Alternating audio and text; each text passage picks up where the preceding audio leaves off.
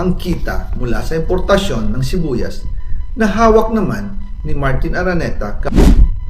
Tinawagan daw siya ni First Lady Lisa Marcos at ipinapatigil ang investigasyon. Sa First Lady Lisa Marcos mismo ang may hawak sa mga rice importers. Dahil pala sa dami ng SOP at remittance na ipinapasa sa bawat transaksyon. Ang pinakamakapangyarihang pamilya pa mismo ang sangkot sa ganitong sistema.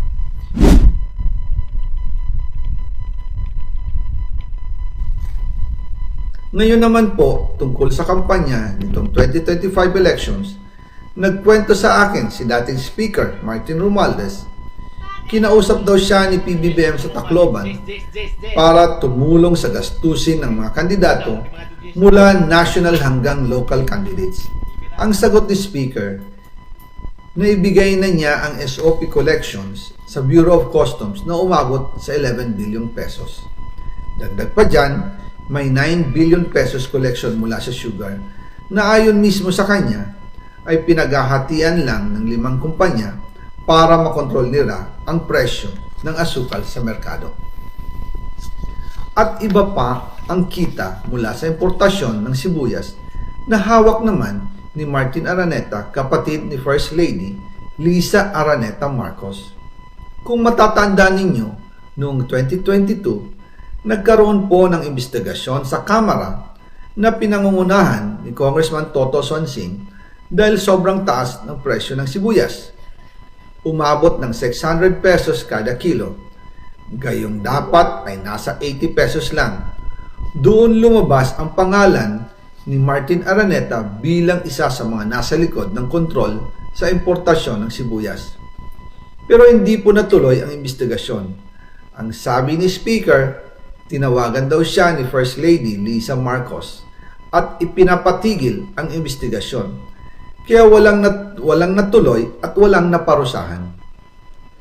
Dahil pala, kontrolado ng kapatid ng First Lady ang importasyon ng sibuyas. Ganito rin po ang nangyari sa bigas. Noong April 2023, nagsimula nang tumaas ang presyo ng bigas. Kaya iminungkahi ko kay Speaker Martin Romualdez na kung pwede ay mag-angkat tayo ng 13 million metric tons para sa buong taon. Ang layunin ko po ay mapababa ang presyo ng bigas sa 22 pesos kada kilo. Pero hindi po ito inaprubahan ng Pangulo noong sila ay nasa Clark. Dahil doon, sumipa ang presyo ng bigas na umabot ng 55 pesos kada kilo hanggang 2024. Noong 2024, kinausap ko ulit si Speaker Martin Romualdez na kung pwede makausap namin si Secretary Laurel Chu ng Department of Agriculture at Secretary Ralph Recto ng Department of Finance para maibaba ang taripa ng bigas mula 35% to 15%. Sinabi ko kay Speaker Martin Romualdez na kung pababayaan natin ang patuloy ng pagtaas ng presyo ng bigas at umabot ito sa 60 pesos kada kilo, siguradong magagalit na ang taong bayan. Posibleng magrevolusyon na ang mga tao at tiyak na maapektuhan dito ang mga kandidato ng administrasyon sa 2025 elections. Isa sa mga patunay na hindi na masaya ang taong bayan ay ang pagbaba ng approval rating ng Pangulo noong panahon na iyon dahil sobrang taas na ang presyo ng bigas. Nangyari po ang meeting at halos inaabot kami hanggang alas 2 ng umaga, nakikiusap, nagpapaliwanag. Buti na lang, matapos ang matagal na negosasyon, pumayag din sila. At di nagtagal, inanunsyo na rin sa publiko na ibaba ang nangbuwis sa bigas. Ngunit, matapos ang 4 hanggang 6 na buwan, hindi pa rin bumababa ang presyo ng bigas.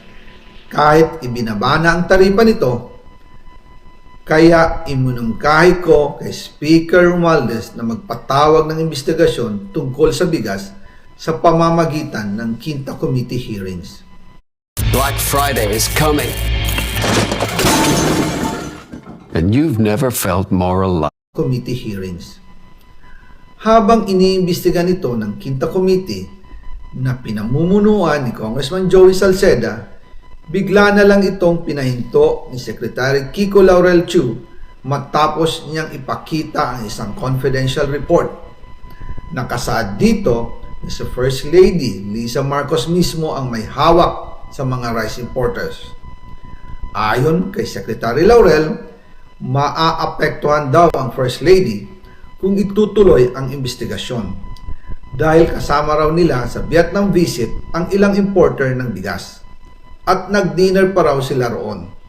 At nung araw din yun, tumawag si Congressman Sandro Marcos kay Speaker Romualdez upang ipatigil ang House investigations tungkol sa bigas as instructed ng Pangulo. Magkasama kami ni Speaker Martin Romualdez nang tumawag si Congressman Sandro Marcos. Dumating din si Secretary Laurel Chu sa Manila Polo Townhouse at doon siya pinagalitan ni Speaker dahil inilabas niya ang confidential report na nagdidiin sa First Lady sa issue ng rice smuggling. Humihingi ng paumanhin si Secretary Laurel Chu at sinabi niyang, "Pasensya na, masyado akong naive." Doon namin naintindihan kung bakit. Kahit ibinabana ang import tax ng bigas mula 35% to 15%, ay hindi pa rin bumababa ang presyo sa merkado dahil pala sa dami ng SOP at remittance na ipinapasa sa bawat transaksyon. Dagdag pa po, maraming importers ng isda ang nagre-reklamo dahil kontrolado ito ng kaunting kumpanya lamang. Wala naman daw tax sa importation tuwing lean season, pero kahit ganoon, hindi pa rin sila nabibigyan ng permit to import. Ang makaunting kumpanya na ito lang ang nabibigyang permit to import.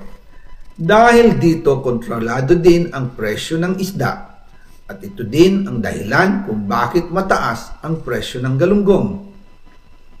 Mga kababayan, hindi dapat naghihirap ang Pilipinas. Hindi dapat ganito kamahal ang mga pangunahing bilihin tulad ng bigas. At higit sa lahat, hindi dapat nagugutom ang mga Pilipino. Wala silang malasakit sa taong bayan, lalo na sa mga mahihirap. Inaabuso ang kapangyarihan, nagiging negosyo ang pera ng taong bayan. Masakit man tanggapin, pero ito ang katotohanan. Ang pinakamakapangyarihang pamilya pa mismo ang sangkot sa ganitong sistema. Mula sa Pangulo, First Lady, hanggang sa anak, sila mismo ang nagtatakda, kumukontrol, at nakikinabang sa mga transaksyon dapat sanay para sa kapakanan ng sambayanan.